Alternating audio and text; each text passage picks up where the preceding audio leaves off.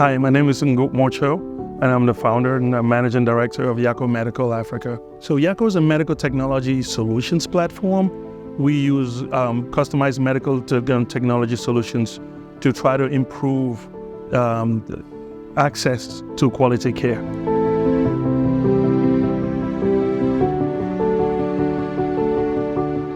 Well, to date, we've screened over 5,000 or 6,000 patients in Nigeria and Cameroon. We focus primarily on patients who are at risk of non-communicable diseases, so cardiovascular disease, diabetes, cancer, and chronic respiratory diseases.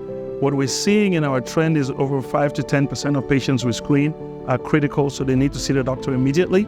We're referring those patients to doctors. About 50% need some kind of follow-up care. So those are the people that need to be on medication and also improve their diets.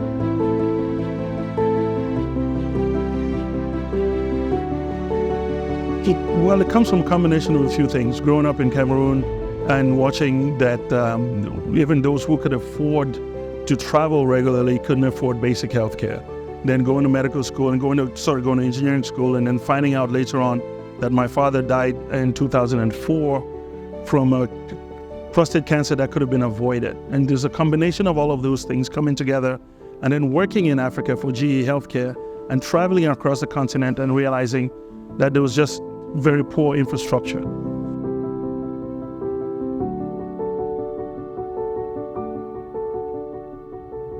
There's a few things, right? So, one of the youngest in my class to go to school as captain of school team, football, both soccer and basketball.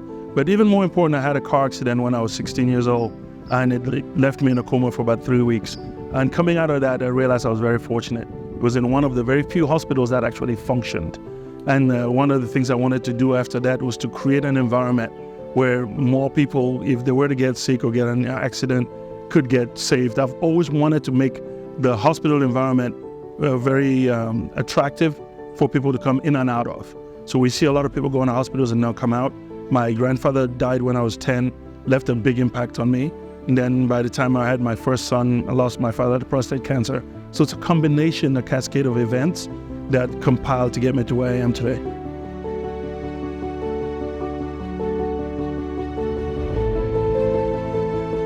Our statement is that we want to partner with other social entrepreneurs, other Ashoka Fellows, and build capacity to be able to manage 100 million lives by 2030 across Africa.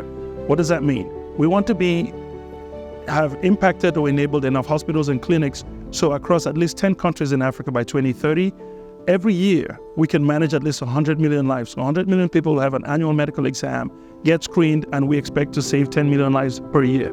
That's our plan. I'm a change maker because I wake up in the morning looking to try to do better.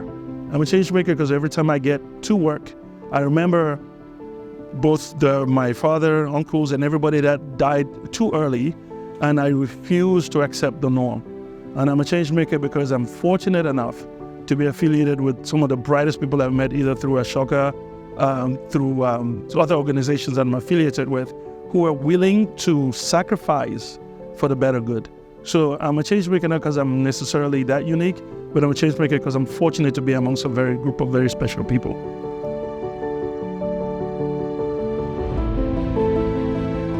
One of our growth strategies within Yako is a partnership we're developing with Philips Foundation and Boehringer Ingelheim. And the acronym is called the ICE NCD model. It stands for Integrated Care Ecosystem for Non-Communicable Diseases in Africa.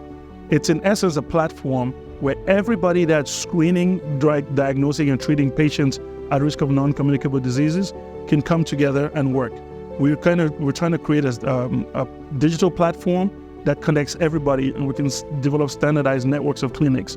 It allows every Ashoka Fellow that's in healthcare to be part of our system, to get funding, impact funding from the same group of investors, and to touch as many patients as possible with a limited amount of resources. We expect to launch that sometime Q1 of next year. We're currently right now looking for impact investors to support that initiative.